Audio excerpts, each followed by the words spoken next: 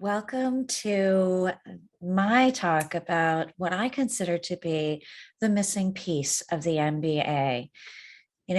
Business schools will teach you about operations and strategy, but what they don't talk about is the one thing that, at least today, all businesses have in common. And that is that all businesses today are run by humans. Now, we've all heard the term entrepreneurship is like a marathon. And as a marathoner myself, I understand that 26.2 miles is a really long way to go. And entrepreneurship has no identified finish line per se, right? But it is an endurance sport.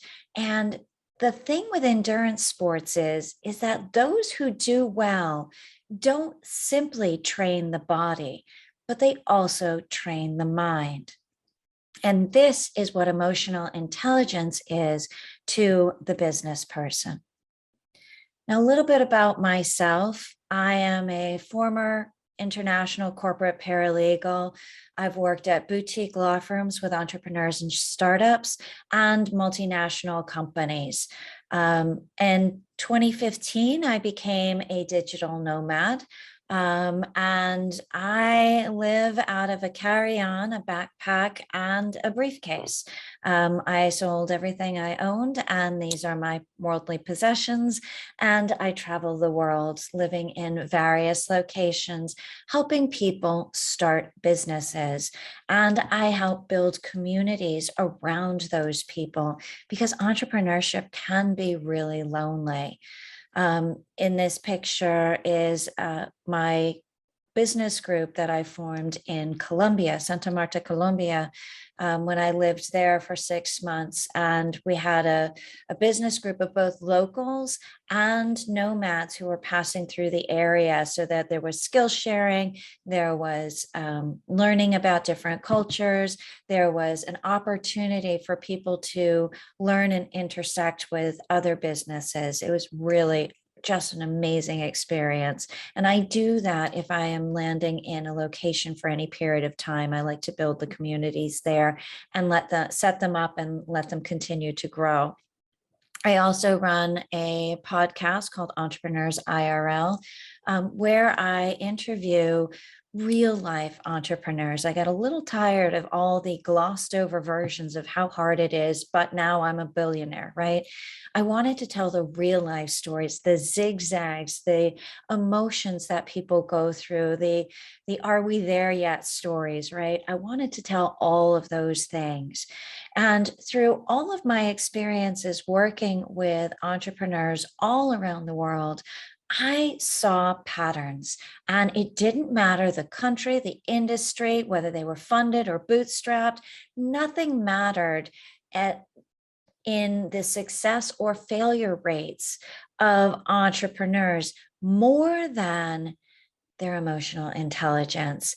That was what kept bubbling up to the surface, because a funded entrepreneur with emotional intelligence that is low is going to let their money hangups actually interfere with how they utilize that money. Same too with somebody who's bootstrapped, right? The same things will be in play, but they come from different angles. So this, among all the other elements, and we'll get into those, will come into play. And so what I found is that the people that had a stronger emotional intelligence or a higher EQ, they were the ones that were doing much better in business. And so I gathered together that information and created this book, The Entrepreneur Advantage.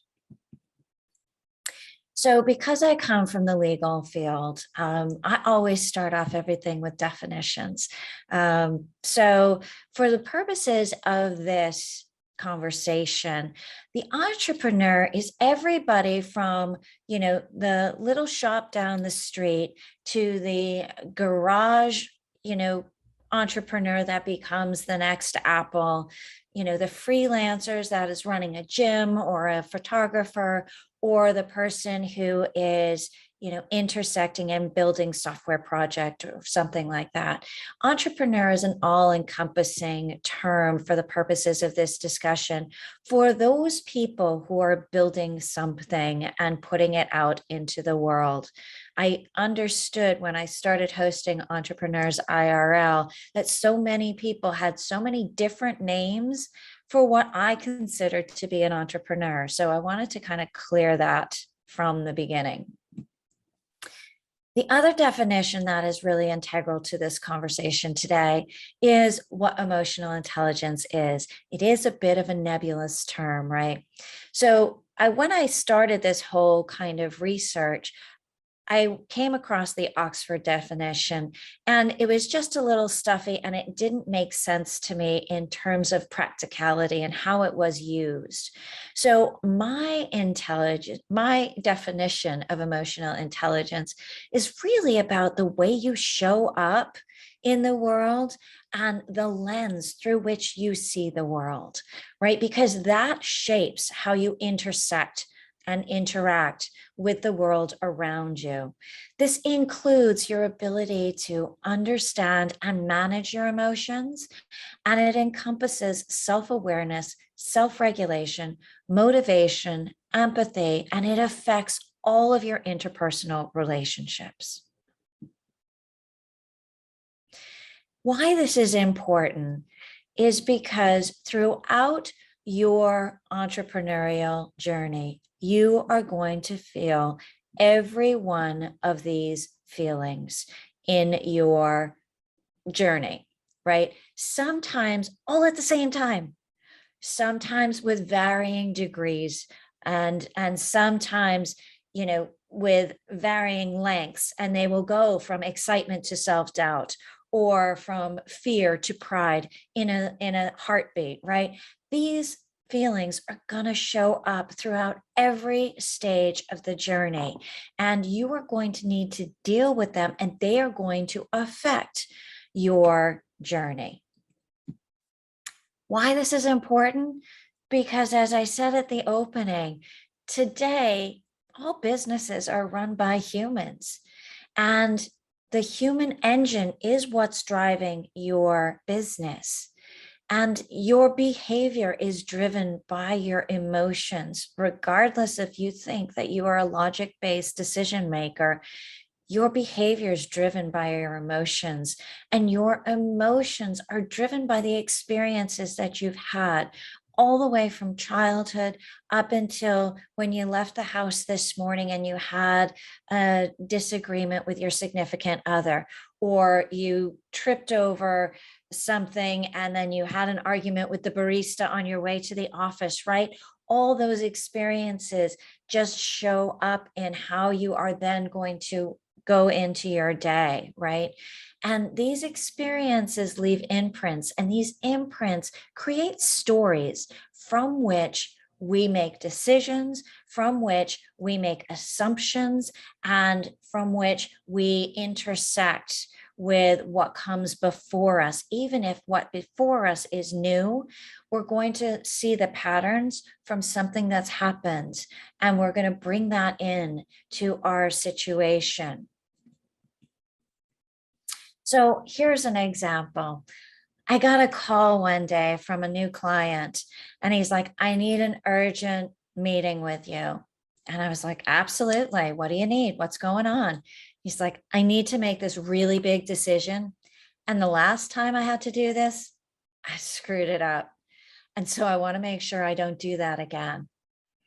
And right there, he had won, right? Because he understood that he was bringing in his fears and his thoughts and his circumstances from this last decision he made into this new decision. And he knew that that was going to be a problem. He knew it was coloring how he was walking even into this decision, and let alone looking at the decision.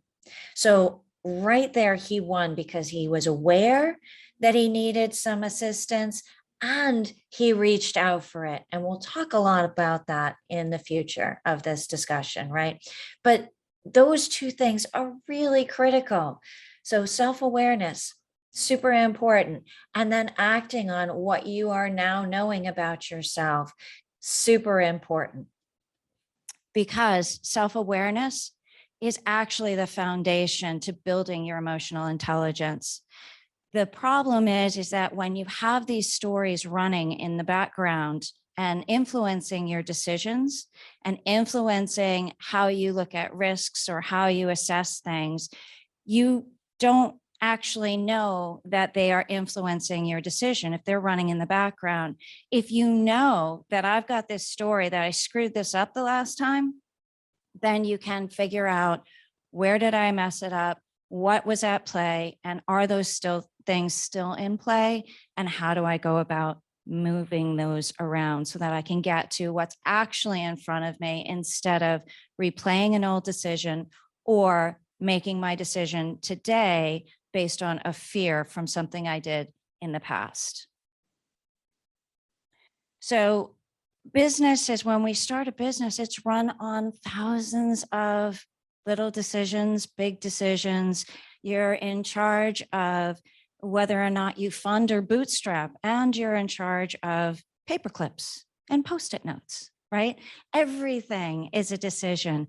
And that is important. So you know what everything is coming out of, what you're basing everything from, because it's effective decision-making that is going to be the root of everything that you're doing, because you're at the top of every decision and you're at the bottom of every decision. If you make them well, that's great.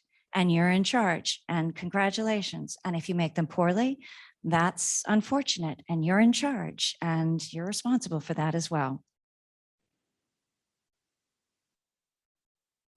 So emotional intelligence is going to affect how you manage risk, right? It is the person who grew up with the parents that were constantly being, don't fall, don't do this, don't do that.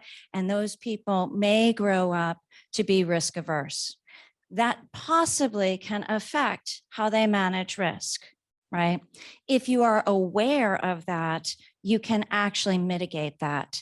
If you are not aware of that, you might be very cautious. You might end up like Blockbuster in the world of Netflix, right? Too afraid to take a chance because it's not what you know. It's not what you're safe with, right? Decision-making, we just talked about that. You're at the top and bottom of all the decisions, and there are multiple decisions all day, every day. And how you make decisions, whether you're a procrastinator, whether you're a perfectionist, all of those things come into play. And the more emotionally intelligent you are, the more you can manage those situations. Certainly with hiring, if you have any issues about how smart you are, how worthy you are, any of those things come into play when you start hiring people, right? Are you hiring all sorts of people that think like you and act like you? Are you able to backfill some of your weaknesses? Are you afraid to be shown up with your weaknesses? Are you afraid to be exposed? Every entrepreneur has dealt with some amount of imposter syndrome, right? If you let that get the best of you, you may not make the right hiring decisions for your company. Shows up in leadership. Thank you, Brene Brown and Simon Sinek. We have learned so much about how emotional intelligence plays into how we lead, how we are vulnerable, and how we can become empathetic, and how we can be better leaders through stronger emotional intelligence. And this absolutely plays into how you deal with competition. Competition can be seen as a motivator. It can be seen as a fear thing. It can be the basis of a scarcity mindset. It can be all sorts of things. The more self-aware you are, the more intelligent you are about how it shows up for you, the much better you can handle your competition, and the much better you can use it to your benefit. And finally, asking for assistance. If you have issues about what asking for assistance means, if you have stories, if you have thoughts about that, you are going to be hesitant to ask for assistance, and therefore you're not going to have all the benefits that you could have in dealing with your choices, whether it's a hiring decision or whether it's a decision about your company. And not finally, but finally, failure and success. The more emotionally intelligent you are, the better off you are to glean all the lessons out of a failure, right? The better you are able to handle success and deal with it, whether it allows you to rest for a little bit and still seek further levels, or whether you decide that you've got it all going on and you don't need anybody's help anymore, and everything you touch turns to gold, and then you end up again as the Blockbuster or the Kodak story, right? So the more emotionally intelligent you are, the more aware you are on what's driving your behaviors, the better off you're going to be at making decisions and leading your company and filling all the roles you need to, and actually making the best decision for the company at the present moment, not based on old stories. So, as I said before, you understand more about your failures, and so it helps you build resilience, right? The more you can learn from things that don't go the way you had hoped or expected, the better off you are at learning how to pick yourself up after you fall down, right? The whole fall down 7 times, get up 8. That all builds resilience. That all builds confidence. And if you can actually be able to see something that might be deemed as a failure, actually learn the lessons from it, then what you end up doing is building confidence. And as you build confidence, that comes from the resilience. It creates clarity. Once you pull all the stories out of the way, when I sat down with that gentleman who had this situation that he was getting ready to make, the decision he was getting ready to make, and he realized that all the things that he was worried about weren't even pertinent for the situation that he was currently going to be dealing with, right? Once he was able to clear those stories, he could actually look at exactly what was going on in front of him in this moment, and he could have the clarity to make the right decision about this situation in this present moment. And he didn't have to take with him all the baggage from the last decision that he messed up. Helps you establish boundaries, both for yourself and other people. The better you know what you are, what you are not, and feel comfortable in that, the more you can establish boundaries and the more you can respect somebody else's boundaries and actually see them. Oftentimes, we don't actually see other people's boundaries unless we've done some work ourselves with our own boundaries. It cultivates empathy. Again, the more you know about yourself, the more you can recognize it in other people, the more you can recognize maybe a story playing out for somebody else, that it's going to help you in your leadership. It's going to help you in dealing with customers and clients. And it's going to help you even in your negotiations. It's going to help you in every aspect of your business. It identifies the framework that you are working within. You will know, again, based on your strengths and weaknesses, do I need to backfill here? Do I need to add something? But it's not a story about you. It stops being a story about what you are or what you're not. It starts being, okay, this is what I have to work with, and this is the architecture that I want to add to it. And it promotes self-care. We're in a hustle culture. We need to stop the hustle culture. We need to stop realizing that everybody is out to get you, and that if you're not first to market, that you are going to lose everything, because anybody who's been around for any period of time knows that Apple did not make the first portable music player, and they did all right. They didn't make the first phone, and they did all right. So it's not about getting out there first. It's not about beating anybody. It's about being the best that you can be. And that means taking care of yourself, because if you don't do that, you ain't got no business, right? Because if you are dealing with anything that pulls you away from yourself, you are going to end up spending more time trying to manage illnesses, symptoms, conflicts with all the struggles of not being able to be whole to then show up as your best person in your business. Self-care is critical.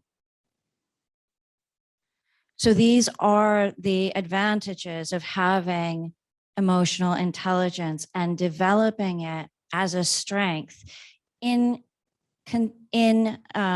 conjunction with strategy, in conjunction with all the operational knowledge that you have, the spreadsheets and all of that. You read them differently when you are emotionally intelligent. You read things about your staff. You can motivate people in a much better way. You can add to your business. You can recognize your market in a much more full way with a stronger emotional intelligence. And that is what I consider to be the advantage. So that's what I got for you today in terms of the basics. Obviously, I have a book called The Entrepreneur Advantage, and that handles the in-depth area of that. It goes into detail about what kinds of things you can do to help mitigate decision trees and work with different types of decision-making skills, where to look for help, how to get assistance when you're looking for, mentors or things like that, how to manage decision fatigue, how to do risk assessments, how to understand how your risk assessment might be different depending on the risk that you are looking at. People have different tolerances of risks, whether they're personal, whether they're professional, whether they affect just you, whether they affect your family, your team, what have you.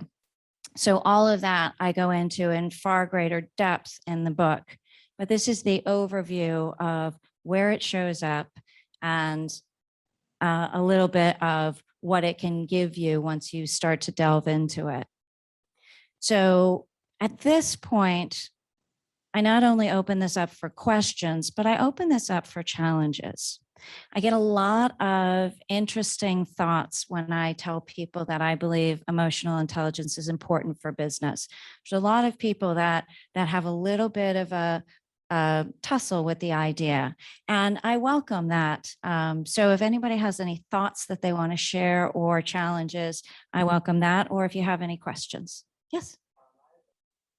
Well, that's a fantastic viewpoint, because we're actually recognizing that customers and clients have a lot of choice in how they spend their dollars, right? And they are voting with their dollars these days. And we saw a number of different things, especially with this pandemic, right? We saw people supporting restaurants, not because they were hungry, but because they wanted the businesses to stay alive long enough for this pandemic to pass, right? So I think that your comment about being more conscious of your consumer is spot on, and it's where we're going. And especially with the millennials, as they come up, they're more interested in not just what is the product, but how do I intersect with it? How does it intersect with the world? And I think the more that you can show that you are not just here to make a buck, you're not just here to push a product, but you're here to support a better life for your client. You're here to make their life easier, more fun, more enjoyable. The better off that you have a connection with your client, not just for this sale, but for a long-term partnership with your client. And you'll get more and more, hopefully you get more and more benefit out of that. There's a tail on it. Does that answer your question? So providing value beyond just the initial offer of the service or the good, value in terms of understanding their aspect and understanding where they're coming from.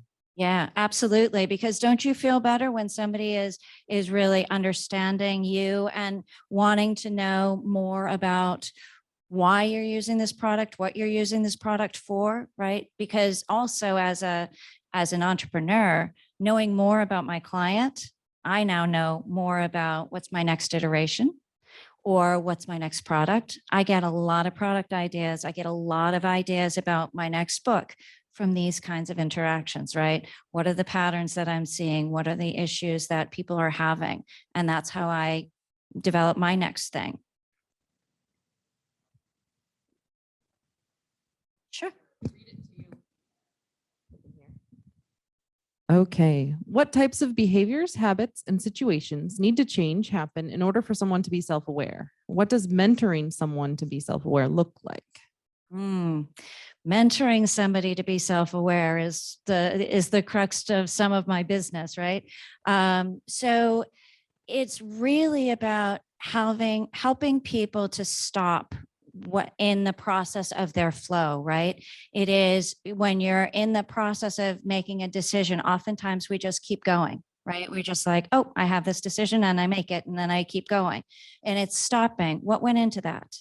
There is a gentleman by the name of Ray Dalio who talks about making decision logs, right? And so I was just recently counseling an entrepreneur, and he's brand new at this, and he was just he's in real estate, and he's just trying to build his business. And I said, you didn't get this one bid that you put in. What kinds of things are you logging about that? What kinds of things could you stop and think about? Not just, okay, I didn't get it, I got outbid, or not, I didn't get it, I got, I should have done this, I should have been faster, or whatever. It is what went into your decision, what went into your decision about what price you put in for it, and what would you do differently, and what kinds of patterns did you see happen? And his thought was, I didn't even stop and think about that. Right. So it's stopping people in process of making decisions about doing things. We do things so often on autopilot. And the minute you stop and you got to start to think about what is in play here, the better off you can begin to start to make changes in that. And you can make different decisions, or you can understand at least your decisions. And this is really specifically important in hiring. And hopefully that helped that question.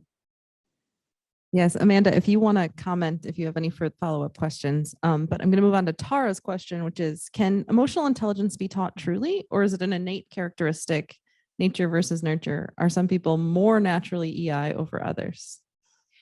My opinion, and this is solely my opinion, yes, some people are more innately emotionally intelligent. That's just, they're just generally more empathetic. Do I think this can be taught? Absolutely. And that's why I wrote a book about it. I mean, I wrote the book because you don't get a pass and say, oh, well, you either have it or you don't. No, you don't.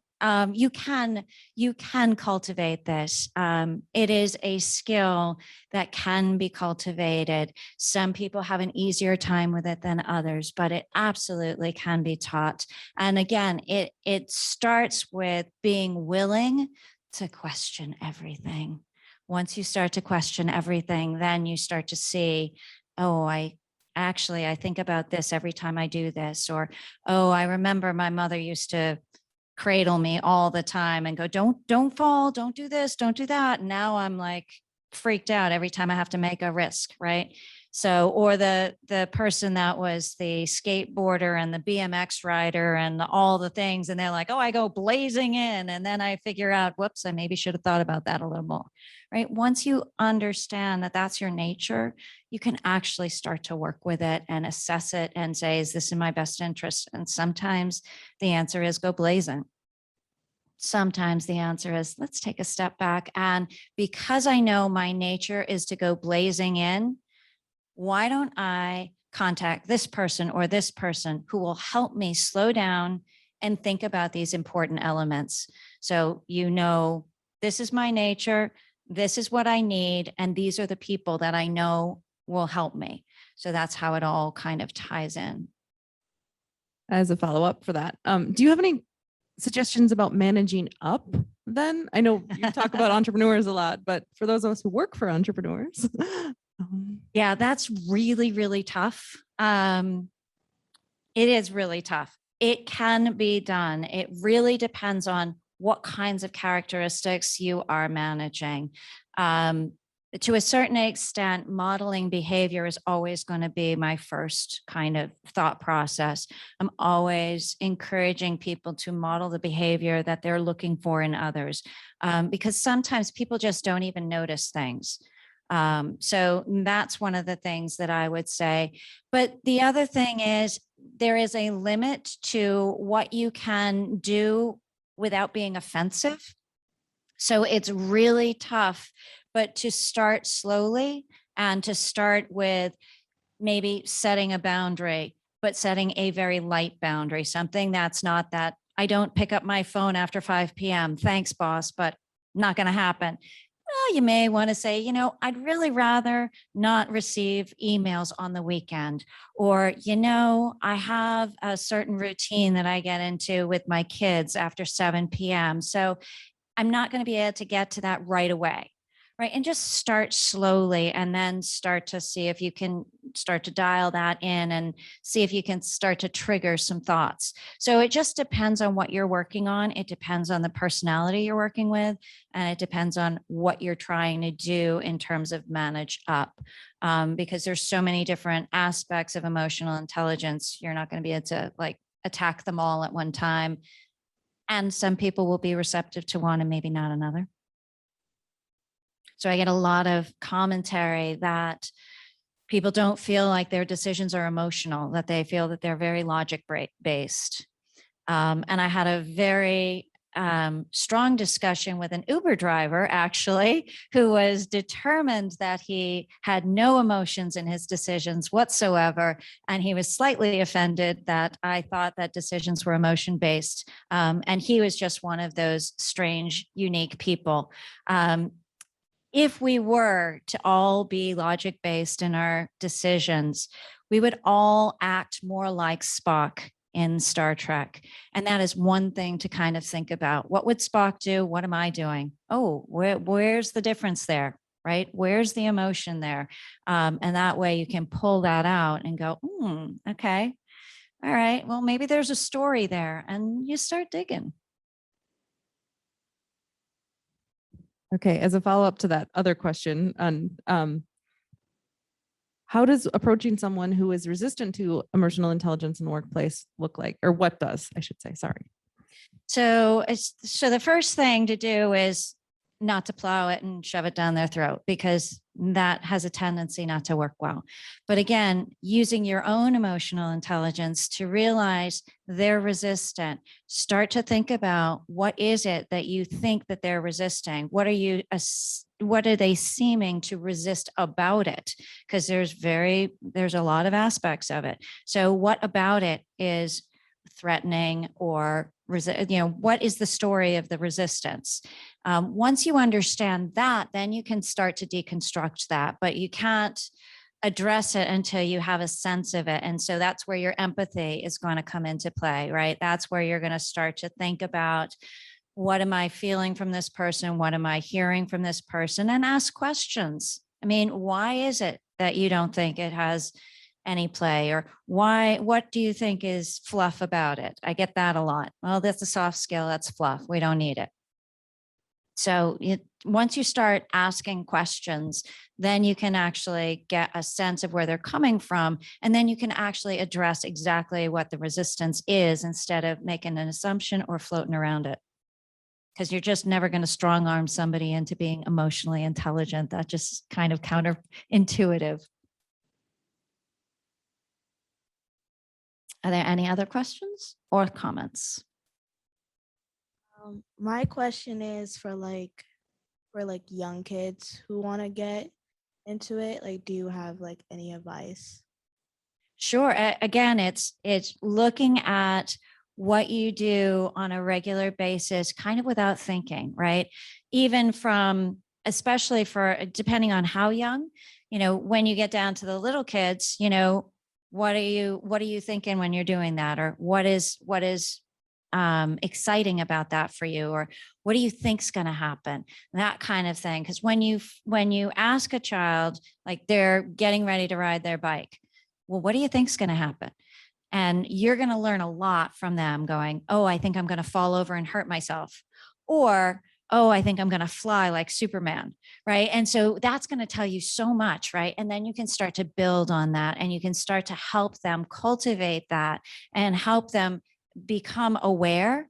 Again, that's the foundation of everything. So as they're making further decisions, be it in first grade and about meeting other kids and students and making friends, what about that kid do you like? And what do you want to build out of that friendship, and those kinds of things? I mean, that's a little bit of a stretch for a child, but start to get them questioning why they do things, what they like, what they don't like, and why. When you start to do that, they start to have a whole different point of view, and then they can broaden things. That makes sense? How does culture, someone being from a different background or culture, impact emotional intelligence? It affects it a lot. And because I work around the world, I recognize that. And every time I go into different cultures, I actually have to get a sense of what the culture is. When I was in Colombia, there were a number of women that would not come to my co-ed business group. And so when I did a little bit more background and I started asking around, it turned out that I needed to make 2 business groups. So I had one female only group, and then I had one co-ed group, because there were a number of women who did not feel like their voice was able to be heard around other men. And it was a cultural thing. And so I could just tell them, no, your voice is valuable. Or I could make it more comfortable so that they could feel stronger in what they had to say was important, what they were building as a business was important. They could develop that. And then if they wanted to move into the co-ed group, they could, but it helped them find the right environment to build their courage, I guess, would be the best thing. So understanding the cultural norms, understanding the background that somebody is coming from, what types of things, and this is you using your empathy, what types of things are going to be different for them than it is for me. As a white blonde woman walking into Colombia to say, yes, start a business, no problem. They're looking at me like, yeah, fine for you. You are a white blonde woman from the US. I am a Colombian woman in Colombia. It's not the same. And so I had to make sure that I met them where they were, not where I was. And that's, I think, the best thing you can do is understand the environment that they're coming from and what formulates some of their background. Are there steps to mentoring someone to redefine failure? Are there steps? I'm sure somebody has a lovely playbook of how to redefine failure. It's different for everyone. I think that everybody has different stories around failure. And I think different failures mean different things. Again, much like managing risk. If you're managing risk for yourself versus whether you're managing risk for your family or whether you're managing risk for a whole company, when you make a decision and your company is of one person, and whether it succeeds or fails, you deal with your own issues, versus if it succeeds or fails, you're laying off people that you care about, then that's a whole different level of failure that oftentimes will say something different to somebody.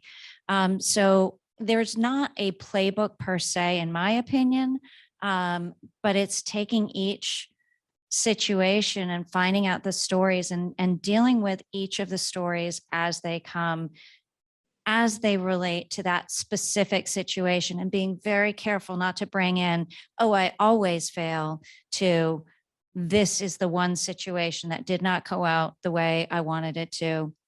Staying in that framework of that one circumstance and that one situation, and dealing with just that, not all of your failures from your past at one time. It's a rather broad and big question. My When favorite. when do you know when you're trying to iterate too much, as in to improve? And a lot of the questions were, how can we improve the EQ of ourselves or others or anyone around us or in certain situations. And the answer mostly was to think about the situation and see how you take it or how the other person takes it or how you've done it in the past or XYZ. And it's a lot of iteration of seeing what you've done and seeing if you need to change it. When do you know when it shouldn't be changed? Because a lot of times what I find, and this is a situation, for example, when you mentioned Blockbuster earlier, yes, they didn't take that risk on and that change on to copy Netflix, but they may have taken on other ones, and that also didn't work out. Mhm. And so they were, in the end, almost a waste of time if they look at it that way. So my question is, how often would you say you to look at what you've done and put in the time to either change it or to either keep it the same? Yeah, so different people have different thoughts on this, right? Number one, we're constantly evolving, right? So you're constantly checking in and learning again and again. But you want to make sure you don't get stuck in your head, right? Because people get stuck there and then they never come out and they never make a decision, right? So there's two different things there. Part of it, and I talk about this in the decision making chapter, is sometimes you just need to set a time frame, right? And you're like, I am going to do this pros and cons list, and by Tuesday we're done, and that's that.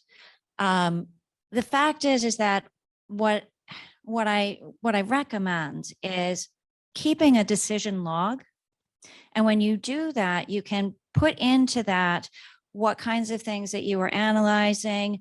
And then after a decision, doing a postmortem and saying, this is what I did well, this is what I think I missed, or this is what I would have liked to have looked at, or had I known this, I might have gone here. These are the people that I talked to. This was good about this. This was not so good about this. And so you have a point of reference. So it's not to beat yourself up about that decision, but when you come to something similar, you can go back and say, oh, you know what? Karen was really great in helping me work through this thing. Stephen, not so much. But you know what? Max is going to be awesome. I'm going to talk with Karen and Max, and we're going to work through this. And I think I'll have a better decision. So you're not going to win every time. And that's okay, right? But to make it so that it doesn't feel like it was a waste, right? You want to be able to learn, and having a decision log is going to help you be able to learn and use stuff from that, and then make the next one better or different. And then again, log that. How did that go? And where do you go from there? Does that help with the question? One little question to follow up that, what timeline do you prefer to use in terms of logging and reviewing the log? Monthly, quarterly, daily? Not daily, because that'll be a problem. So how often do you review a log? Actually, my sense would be is any of these big decisions that might hold some great information, that's where you're going to go back and say, when did I do this before? What did I do? It's not something that you need to do all the time, because then you're not moving forward. You're simply reflecting. But when you get to a point where you're like, oh, I need to do this kind of a decision, for the gentleman that I was talking about earlier in real estate, right? When he has to go put in a bid again against another single individual investor, then he can come back and look at this. If he's going to go make a bid against somebody who's an institutional investor, he can go back and look at, geez, these are the things that I wish I had known, or what have you. So it just depends. And so if you can cross and match, then you're good to go. Otherwise, you're just stuck in your head. That said, always looking at what is my original reaction and what do I want to do? And do I have a background for this? Do I have some other information I can review, and see what you can get out of that? Concerning emotional intelligence development in schools, if you had a magic wand and could make an emotional intelligence development program in schools or colleges, what would it include and what would your priorities be? Okay, well, I am trying to bring this to the colleges. So, so magic wand aside, the things that I think are important are understanding where it shows up. And that is really the critical space where we need to start, because again, people are working on autopilot so often. So finding out where it starts and understanding that maybe it's a soft or nebulous skill, but that does not make it any less critical. And understanding how you can influence and impact what you're doing, that's really the key. So that's where I would start. And then you start by going through and putting opportunities in front of children or students and having them think through what's their decision process, what's their analysis process, what things come into play, what are they looking at, what is their point of view, where are they basing their decisions or thoughts from, where is everything coming out of, and then starting to bear witness to that and then move from there. That's where I would start.